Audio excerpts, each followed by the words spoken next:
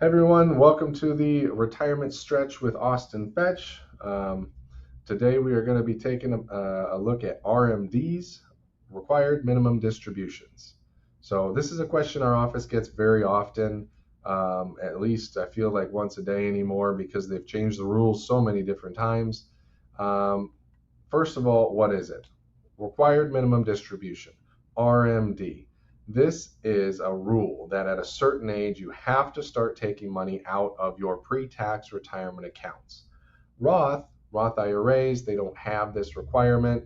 I will go into that a little bit in a minute, but all of these accounts you've started accumulating, that's money you've never paid tax on. You get a tax deduction to put it in there, and you're supposed to pay taxes on the way out. And basically, you get to a certain age where the IRS says, hey, you're getting older, it's time to start taking some money out, and they force some money out.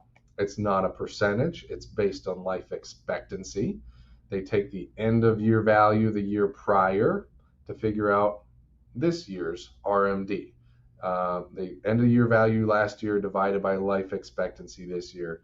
That's how you end up getting to whatever your RMD amount is. As a percentage, it starts off just south of 4% of the account balance per year. It gets higher and higher every year. And eventually, if you live long enough, 115 plus, you're basically almost taking half the account out. They really want to get the account out and tax it at that point. The question I get all the time, though, is when do I start? When do I have to start? Because it used to be 70.5, and now they've changed the rules a couple of times. So it was 70.5 for the longest time, and for a couple of years it was 72, and now it's 73. I'm actually going to throw up a chart right over here for you because I think it's easiest based on date of birth for most people.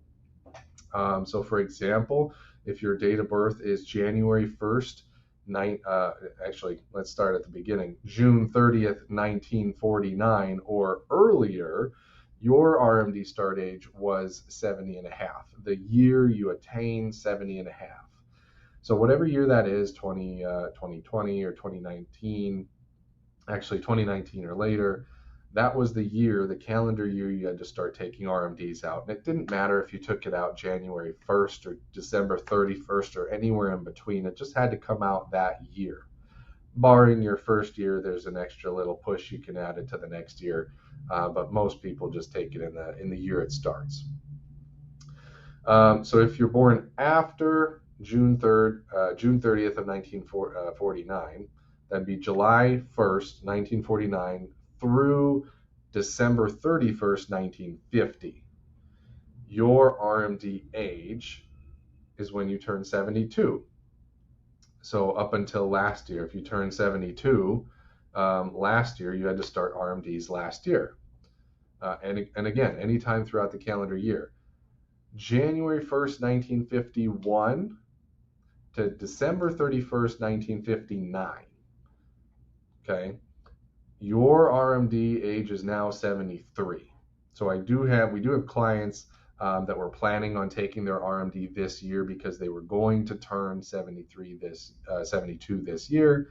But lo and behold, about a week before the end of the year, they passed a law and now it's 73. So they don't have to take an RMD this year, but you will have to take it next year if that was you.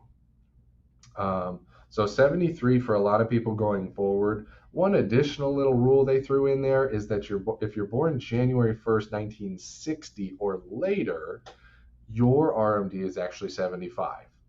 Don't blame me for making this complicated. I didn't pass the rules, but I hope that clarifies some of the rules on when you have to start to your RMD.